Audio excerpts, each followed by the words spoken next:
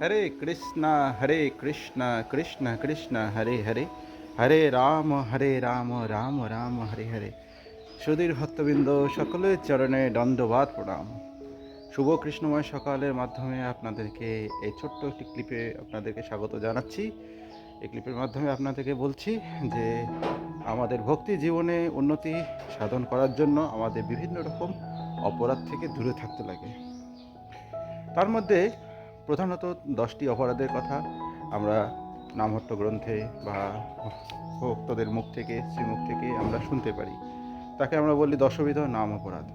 সেই দশবিধ নাম অপরাধের মধ্যে মুখ্যত প্রথম যে 2টি অপরাধ, সেটা আমাদের সম্পূর্ণভাবে একদম মাথা হাতে মধ্যে স্থির করে রাখতে লাগবে।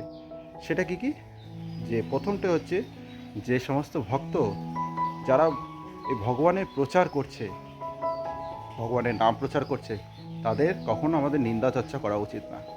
তাদের চরণে যদি অপরাধ হয়, তাহলে আমাদের ভক্তি জীবন থেকে পতন হবে। আর দ্বিতীয়ত, যেটা দ্বিতীয় নম্বর ইয়েতে আছে, সেটা হচ্ছে, যদি আমরা ভগবানের সমান, যদি আমরা শিব ব্রহ্মা আদি দেবতাদের নাম বা তাদের সমান বলে মনে করি, তাদেরকে সমান বলে মনে করি ভগবানের, বা তার থেকে বড় বলে মনে করি, সেটা হচ্ছে অপরাধ। আর সেই অপরাধের ফলেও আমরা ভগবানের প্রেমময় কৃপা থেকে বঞ্চিত হব। আরও 8টি অপরাধ আছে, তাই জন্য সেটা শোনার জন্য আপনাদেরকে এই চ্যানেলটিকে সাবস্ক্রাইব করতে লাগবে। আমি ঠিক বলবো আপনাদেরকে, তাই লাইক শেয়ার সাবস্ক্রাইব করুন।